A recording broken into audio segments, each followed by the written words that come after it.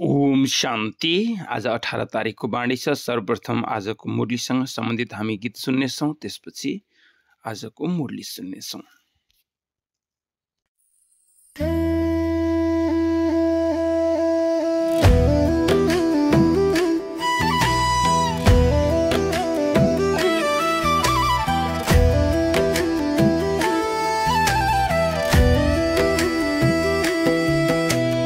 आज हामी बनेका छौं रुहानी जादुगर, मनुष्यलाई देवता बनाउने रत्नागर।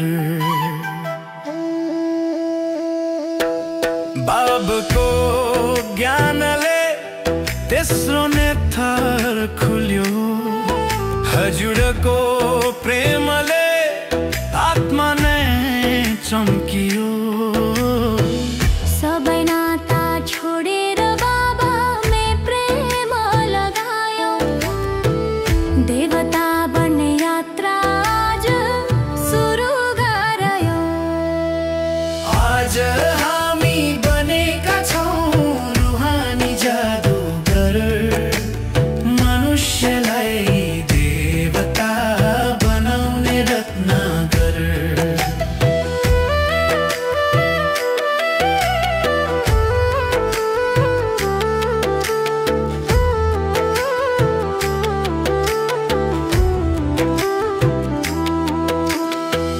विजयमालाको दाना बनौ, डबल ताजधारी देवता बनौ, स्वर्णिम सूर्य समान चम्कौ। हर श्वास मन भव रहा, मनको अन्धकार टाढा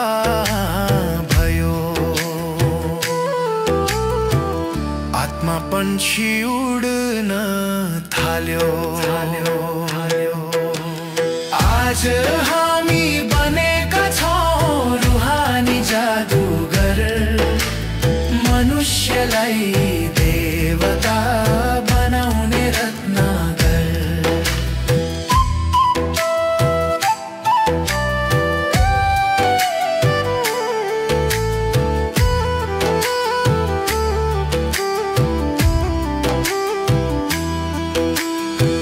हामी स्वदर्शन चक्रधारी ब्राह्मण, भूत वर्तमान भविष्य जान्ने। रावण राज्यको अन्धकार छाडेर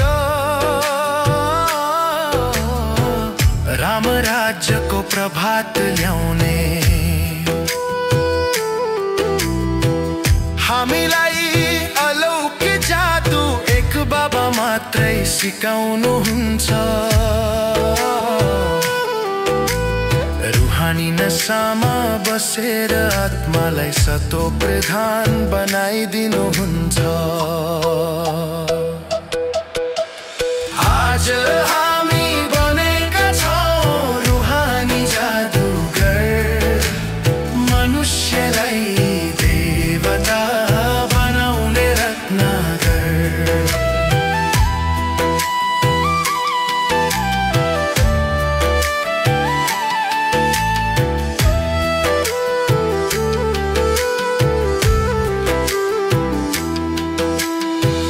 केही नडराउ बच्चाहरू, विघ्न आए छलाङ मारिदेऊ। डबल लाइट स्वरूपमा बसेर सेकेन्डमै सबै पार गरिदेऊ। आज हामी बनेका छौं रुहानी जादुगर, मनुष्यलाई देवता बनाउने रत्नागर। भविष्यको डबल ताज देख्नेहरू कहिले थाक्दैनन्, झुक्दैनन्।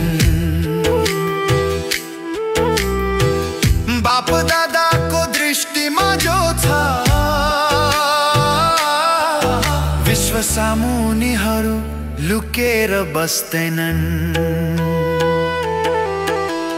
आज हामी बनेका छौं रुहानी जादुगर, मनुष्यलाई देवता बनाउने रत्नगर। आज हामी बनेका छौं रुहानी जादुगर, मनुष्यलाई देवता बनाउने रत्नगर। मनुष्यलाई देवता बनाउने रत्नगर। मनुष्यलाई देवता बनाउने रत्नगर। ओम शान्ति। आज 18 तारिकको बाणी छ 18/11/2025। सारमा बाबा बताउनुहुन्छ, मिठे बच्चे तिमी नै सच्चा सच्चा अलौकिक जादुगर हौ, तिमीले मनुष्यलाई देवता बनाउने जादु देखाउनु छ। मिठे बच्चे तिमी नै सच्चा सच्चा अलौकिक जादुगर हौ, तिमीले मनुष्यलाई देवता बनाउने जादु देखाउनु छ। प्रश्न छ, असल पुरुषार्थी विद्यार्थीको निशानी के हुन्छ? असल पुरुषार्थी विद्यार्थीको निशानी के हुन्छ? उत्तर छ, उनीहरूले सम्मानसहित उत्तीर्ण हुने अर्थात् विजय मालामा आउने लक्ष्य राख्छन्। उनीहरूको बुद्धिमा एक बाबाको याद हुन्छ। देहसहित देहका सबै सम्बन्धबाट बुद्धियोग तोडेर एक बाबासँग प्रीत राख्छन्। यस्ता पुरुषार्थी नै मालाका दाना बन्छन्। ओम शान्ति। रुहानी बच्चाहरूप्रति रुहानी बाबा बसेर सम्झाउनुहुन्छ, अब तिमी रुहानी बच्चाहरू जादुगर जादुगर्नी बनेका छौ, त्यसैले बाबालाई पनि जादुगर भनिन्छ। यस्तो कुनै जादुगर हुँदैन जसले मनुष्यलाई देवता बनाइदिन्छ। यो जादुगर हो नि, तिमीले कति ठुलो कमाई गराउने मार्ग बताउँछौ। स्कुलमा टिचरले पनि कमाई गर्न सिकाउँछन्। पढाइ कमाई हो नि, भक्ति मार्गका कथा शास्त्र आदि सुन्नु, त्यसलाई पढाइ भनिँदैन। त्यसमा कुनै आम्दानी हुँदैन, केवल पैसा खर्च हुन्छ। बाबाले पनि सम्झाउनुहुन्छ, भक्ति मार्गमा चित्र बनाउँदा मन्दिर आदि बनाउँदा भक्ति गर्दा गर्दा तिमीले कति पैसा खर्च गरिसक्यौ। टिचरले त फेरि पनि कमाई गराउँछन्, जीविका हुन्छ। तिमी बच्चाहरूको पढाइ कति उच्च छ। पढ्न पनि सबैले पर्छ। तिमी बच्चाहरू मनुष्यबाट देवता बनाउनेवाला हौ। त्यो पढाइबाट त ब्यारिस्टर आदि बन्छन्, त्यो पनि एक जन्मको लागि कति रात दिनको फरक छ। त्यसैले तिमी आत्माहरूलाई शुद्ध नशा हुनुपर्छ। यो हो गुप्त नशा। बेहदका बाबाको त कमाल छ। उहाँको यो कस्तो रुहानी जादु हो। रुहलाई याद गर्दा गर्दै सतोप्रधान बन्नु छ। जसरी सन्यासीहरूले भन्छन् नि, तिमीले आफूलाई आत्मा सम्झ, म भैँसी हुँ, म भैँसी हुँ, यस्तो सम्झेर कोठामा बस्यो होइन। सन्यासीहरूले उदाहरण दिन्छन्, एउटा राम भन्ने व्यक्ति रहेछ, उसको बुवाले उसलाई कोठाभित्र थुनिदिनु भएछ र म भैँसी हुँ भनेर 3 महिनासम्म जप गर्न लाउनु भएछ। पछि ढोका खोल्दाखेरि उसले आफूलाई भैँसी सम्झेछ भन्ने एउटा कथा छ। त्यो कथाको उदाहरण दिन्छन् रे। त्यसकारण जस्तो सोचिन्छ त्यस्तै बनिन्छ भनेर सन्यासीले पनि भन्नुहुन्छ। बाबाले भन्यो म भैँसी हुँ, भन्यो कोठाबाट कसरी निस्कौँ। अब बाबा भन्नुहुन्छ, तिमी पवित्र आत्मा थियौ, अहिले अपवित्र बनेका छौ। फेरि बाबालाई याद गर्दा गर्दै तिमी पवित्र बन्नेछौ। यो ज्ञान सुनेर नरबाट नारायण अथवा मनुष्यबाट देवता बन्छौ। देवताहरूको पनि सार्वभौम सत्ता हुन्छ नि। तिमी बच्चाहरूले अब श्रीमतमा विश्वमा दैवी सार्वभौम सत्ता स्थापना गरिरहेका छौ। बाबाले भन्नुहुन्छ, अब मैले तिमीलाई जुन श्रीमत दिन्छु यो सही हो वा शास्त्रको मत सही हो, निधो गर। गीता हो सर्वशास्त्र शिरोमणि श्रीमद् भागवत। खास गरी यो लेखिएको छ। तर भगवान कसलाई भनिन्छ? अवश्य सबैले भन्छन् निराकार शिव। हामी आत्माहरू उहाँका बच्चा भाइ हौँ। उहाँ एक बाबा हुनुहुन्छ। बाबा भन्नुहुन्छ, तिमी सबै आशिक हौ। म मासुकलाई याद गर्छौ किनकि मैले नै तिमीलाई राजयोग सिकाएको थिएँ, जसबाट हामी यथार्थमा तिमी नरबाट नारायण बन्छौ। उनीहरूले त भनिदिन्छन् हामीले सत्यनारायणको कथा सुन्छौँ, यो कसैले बुझ्छन् र यसबाट हामी नरबाट नारायण बन्नेछौँ। बाबाले तिमी आत्माहरूलाई ज्ञानको तेस्रो नेत्र दिनुहुन्छ, जसबाट आत्माले यो कुरा जान्दछ, शरीर बिना त आत्माले कुरा गर्न सक्दैन। आत्माहरूको निवास स्थानलाई निर्माण धाम भनिन्छ। तिमी बच्चाहरूले अब शान्तिधाम र सुखधामलाई नै याद गर्नु छ। यो दुःखधामलाई बुद्धिबाट भुल्नु छ। आत्मालाई अब समझ मिलेको छ, गलत के हो सही के हो, कर्म अकर्म विकर्मको पनि रहस्य सम्झाइएको छ। बाबाले बच्चाहरूलाई नै सम्झाउनुहुन्छ र बच्चाहरूले नै जान्दछन्। अरू मनुष्यले त बाबालाई चिनेकै छैनन्। बाबा भन्नुहुन्छ, ड्रामा यस्तो पनि बनेको छ, रावण राज्यमा सबैका कर्म विकर्म नै हुन्छन्, सतयुगमा कर्म अकर्म हुन्छन्, कसैले सोध्छन् त्यहाँ बच्चा आदि हुँदैनन् भन, त्यसलाई भनिन्छ नै निर्विकारी संसार, त्यसैले त्यहाँ यी 5 विकार कहाँबाट आउँछन्। यो त धेरै सिम्पल कुरा हो। यो कुरा बाबा बसेर बच्चाहरूलाई सम्झाउनुहुन्छ, जसले सही सम्झन्छन् उनीहरू नै तुरुन्त तयार हुन्छन्। कसैले बुझ्दैनन् पनि पछि गएर समझमा आउनेछ। बत्तीमा पुतलीहरू आउँछन् जान्छन् फेरि आउँछन्, यहाँ पनि यस्तै हो। बाबा ज्योतिमा सबै स्वाहा हुनु छ, यो पनि सम्झाइन्छ। बाँकी त्यस्तो कुनै ज्योति होइन, त्यो त साधारण कुरा हो। बत्तीमा पुतली धेरै जल्छन्, दीपावलीमा कति ससाना पुतली निस्कन्छन् र खतम हुन्छन्। जिउनु र मर्नु बाबाले पनि सम्झाउनु हुन्छ। अन्त्यमा आएर जन्म लिन्छन् र मर्छन्। त बाबाले बताउनु भयो कि पुतलीहरू जन्मिन्छन्, 1-2 दिनमै फेरि मर्छन्। बाबाले बताउनु भयो लामखुट्टे पनि पैदा हुन्छ, 1-2 दिनमै मर्छ। कसैको जन्म 1-2 जन्म मात्रै हुन्छ। जस्तो अहिले हामीले देखिरहेका छौँ, धेरै धनी मानिसहरू छन्, धेरै मान सम्मान पाएका छन्, धेरै जादु गरेर जान्छन्। यो कारण के हो त भन्दा भर्खरै उनीहरूले यो कलियुगको अन्तिम समयमा परमधाममा लामो समय बसेर भर्खर 1 जन्म 2 जन्म लिएका छन् र उनीहरूको पवित्रताको शक्ति हाम्रो भन्दा धेरै छ। हामी 84 जन्म लिएर पुराना भएका आत्मा हौँ, तर उनीहरू भर्खरै फर्स्ट जन्म सेकेन्ड जन्म लिएका आत्माहरू हुन्छन्। त्यसकारण हामीभन्दा धनी छन्, हामीभन्दा बुद्धिजीवी छन्, हामीभन्दा धेरै मान सम्मान पाएका छन्, हामीले भन्दा कमाल गरेर देखाउँछन्। त्यसकारण बाबाले बताउनु भयो कि किन त भन्दा यो कलियुगको अन्तिम समयमा सबै आत्माहरू तमोप्रधान भएको अवस्थामा यो संसारलाई फेरि नयाँ आविष्कार दिनको लागि ती आत्माहरू चाहिन्छन्। त्यसकारण कसैको 1-2 जन्म पनि हुन्छ। तर बाबाले बताउनु भयो कि त्यसमा मजा छैन। कलियुगमा आएर जन्म 1-2 जन्म लियो, ठुलो पद पायो, धेरै धन पायो भने पनि खासै त्यसमा मजा छैन भन्नुहुन्छ। वर्षा दिन बाबा आउनु भएको छ भने पुरुषार्थ गरेर सम्मान सहित उत्तीर्ण हुनुपर्छ। असल विद्यार्थीले धेरै पुरुषार्थ गर्छन्। यो माला पनि सम्मान सहित उत्तीर्ण हुनेहरूको नै हो। जति हुन सक्छ पुरुषार्थ गरिराख, विनाशकाले विपरीत बुद्धि भनिन्छ। यसमा पनि तिमीले सम्झाउन सक्छौ। बाबासँग हाम्रो प्रीत बुद्धि छ।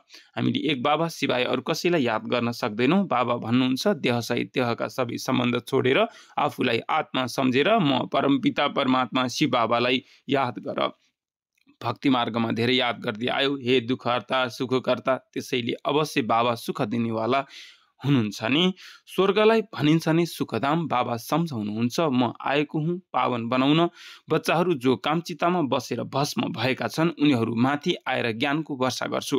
मैले तिमी बच्चाहरूलाई योग सिकाउँछु। बाबालाई याद गरेमा विकर्म विनाश हुनेछन् र तिमी परिस्थानको मालिक बन्नेछौ। तिमी पनि जादुगर भयो नि। बच्चाहरूलाई नशा हुनुपर्छ। यो हाम्रो सच्चा जादुगरी हो। कोही धेरै असल होशियार जादुगर हुन्छन्। के चीज निकाल्छन्। यो जादुगरी फेरि अलौकिक हो, अर्थात् एक बाबा सिवाय अरू कसैले सिकाउन सक्दैनन्। तिमीलाई थाहा छ हामी मनुष्यबाट देवता बनिरहेका छौँ। यो शिक्षा हो नै नयाँ दुनियाँको लागि। त्यसलाई सतयुग नयाँ संसार भनिन्छ। अहिले तिमी सङ्गम युगमा छौ। यो पुरुषोत्तम सङ्गम युगको विषयमा कसैलाई पनि थाहा छैन। तिमी कति उत्तम पुरुष बन्छौ। बाबाले आत्माहरूलाई नै सम्झाउनुहुन्छ। तिमी ब्राह्मणीहरू क्लासमा बस्दा पनि तिमीहरूको काम हो पहिला सुरुमा सावधान गराउनु। भाइ बहिनीहरू आफूलाई आत्मा सम्झेर बस्नुहोस्। हामी आत्माले यी अङ्गहरूद्वारा सुन्छौँ। 84 जन्मको रहस्य पनि बाबाले सम्झाउनु भएको छ। कुन मनुष्यले 84 जन्म लिन्छन्? सबैले त लिँदैनन्। यसमा पनि कसैको ख्याल चल्दैन। जे सुन्यो त्यसलाई भनिदिन्छन् सत्य। हनुमान पवनबाट निस्के सत्य। फेरि अरूलाई पनि यस्तै कुरा सुनाइरहन्छन् र सत भनिरहन्छन्। अहिले तिमी बच्चाहरूलाई सही र गलत बुझ्ने ज्ञान चक्षु मिलेको छ। त्यसैले सही कर्म नै गर्नु छ। तिमीले सम्झाउँछौ पनि हामीले बेहदका बाबाबाट यो वर्षा लिइरहेका छौँ। तपाईहरू सबैले पनि पुरुषार्थ गर्नुहोस्। उहाँ बाबा सबै आत्माहरूका पिता हुनुहुन्छ। बाबा हामी आत्माहरूलाई भन्नुहुन्छ अब मलाई याद गर। आफूलाई आत्मा सम्झ, आत्मामा नै संस्कार हुन्छन्, संस्कार लैजान्छन्। कसैको नाम सानैमा धेरै चलेको रहेछ भने बुझिन्छ उसले अघिल्लो जन्ममा यस्तो कुनै राम्रो कर्म गरेको रहेछ। कसैले कलेज आदि बनाएका रहेछन् भने अर्को जन्ममा राम्रोसँग पढाइ पढ्छन्। कर्महरूको हिसाब किताब हुन्छ नि। सतयुगमा विकर्मको कुरा नै हुँदैन। कर्म त अवश्य गर्नेछन्, राज्य गर्नेछन्, खानेछन्, तर उल्टो कर्म गर्ने छैनन्। त्यसलाई भनिन्छ नि राम राज्य। यहाँ छ रावणको राज्य। अहिले तिमीले श्रीमतमा राम राज्य स्थापना गरिरहेका छौ। त्यो हो नयाँ दुनियाँ। पुरानो दुनियाँमा देवताहरूको छाया पर्न सक्दैन। लक्ष्मीको जडचित्र उठाएर राख्यो भने छाया पर्छ, चैतन्यको छाया पर्न सक्दैन। तिमी बच्चाहरूलाई थाहा छ सबैले पुनर्जन्म लिनै पर्छ।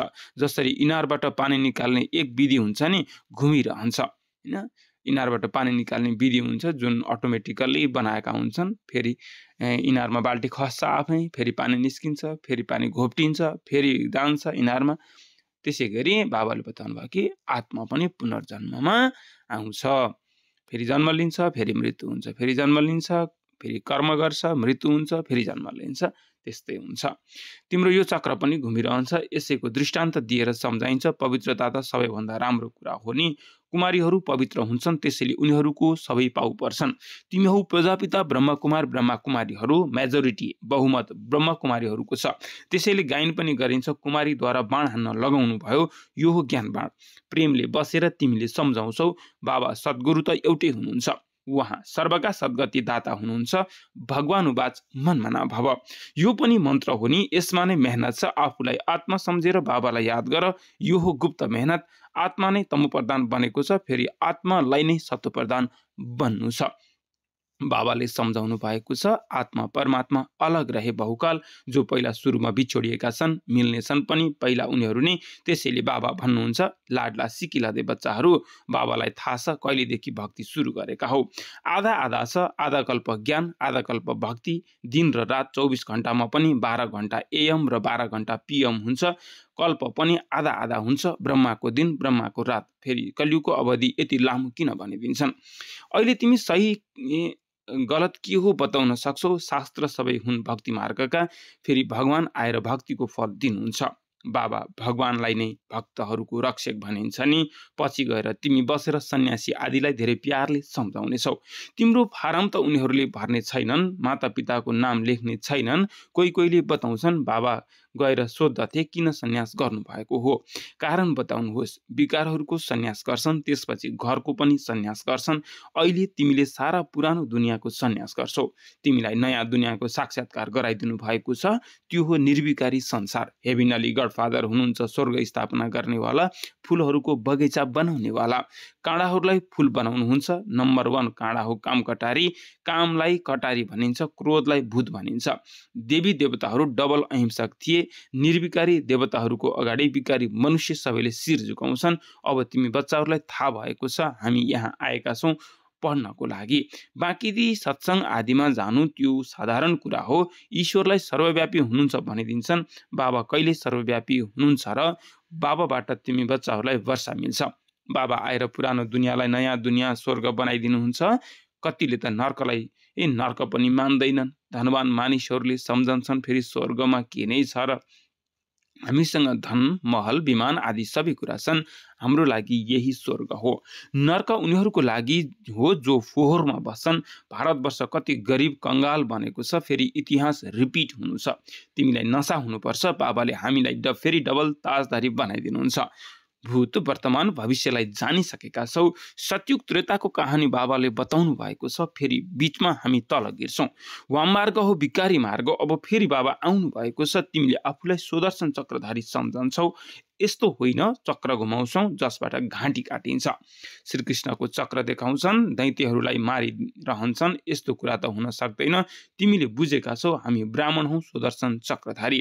हामीलाई सृष्टि चक्रको आदि मध्य अन्तको ज्ञान छ। त्यहाँ देवताहरूमा यो ज्ञान हुने छैन। त्यहाँ हुन्छ नै सद्गति। त्यसैले त्यसलाई भनिन्छ दिन।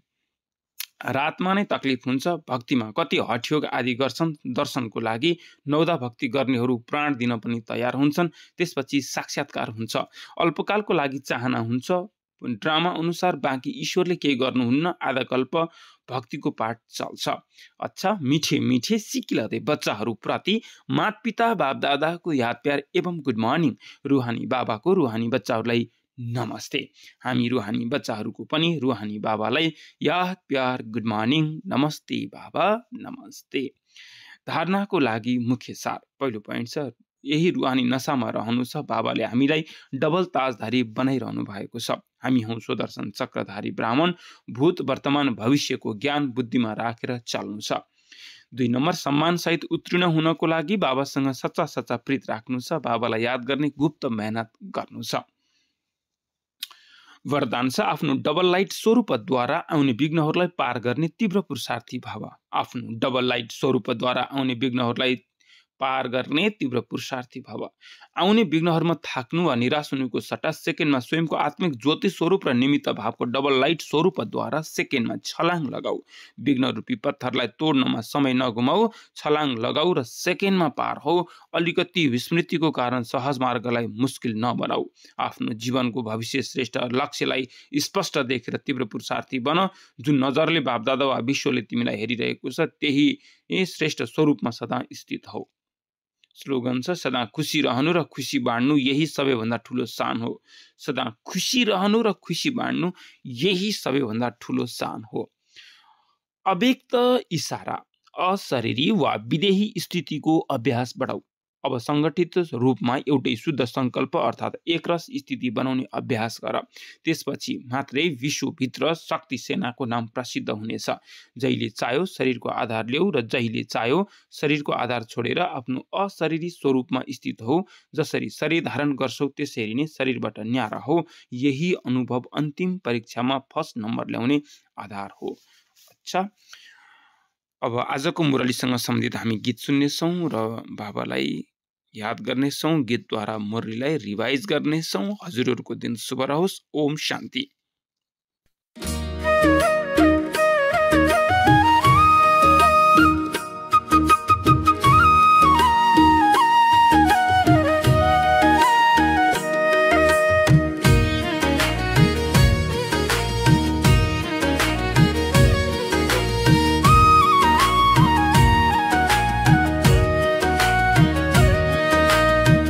आज हामी बनेका छौं रुहानी जादुगर, मनुष्यलाई देवता बनाउने रत्नगर।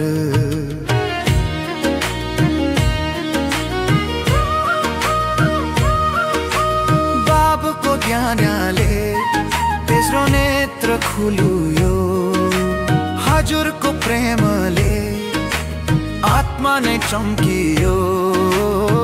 सबै नाता छोडेर बाबा में प्रेम लगायो। देवता बन्ने यात्रा आज सुरु गरायो। आज हामी बनेका छौं रुहानी जादुगर, मनुष्यलाई देवता बनाउने रत्नगर।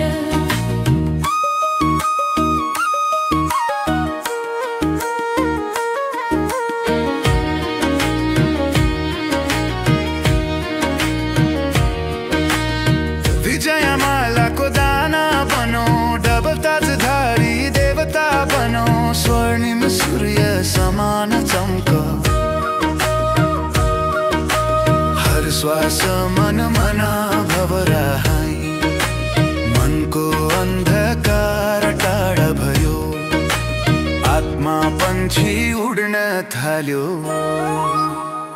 आज हामी बनेका छौं रुहानी जादुगर, मनुष्यलाई देवता बनाउने रत्नगर।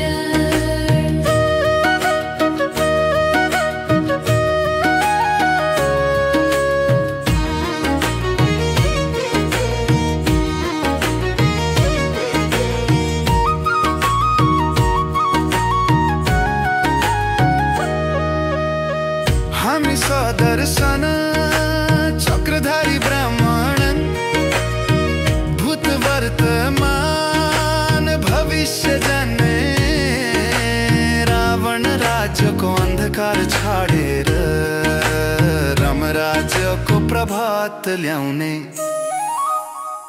हामीलाई अलौकिक जादु एक बाबा मात्रै सिकाउनुहुन्छ। रोहानी नासामा बसेर आत्मालाई सतो प्रधान बनाइदिनुहुन्छ। आज हामी बनेका छौँ रोहानी जादुगर, मनुष्यलाई देवता बनाउने रत्नगर।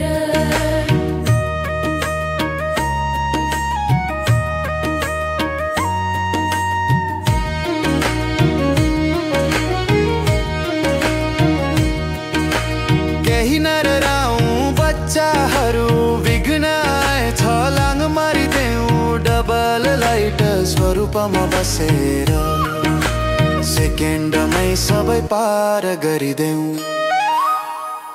आज हामी बनेका छौँ रोहानी जादुगर, मनुष्यलाई देवता बनाउने रत्नगर। भविष्यको डबल ताज देख्नेहरू कहिल्यै थाक्दैनन् झुक्दैनन्। बाप दादाको दृष्टिमा जो छ विश्व सामु उनीहरू लुकेर बस्दैनन्। आज हामी बनेका छौँ रोहानी जादुगर, मनुष्यलाई देवता बनाउने रत्नगर। आज हामी बनेका छौँ रुहानी जादुगर, मनुष्यलाई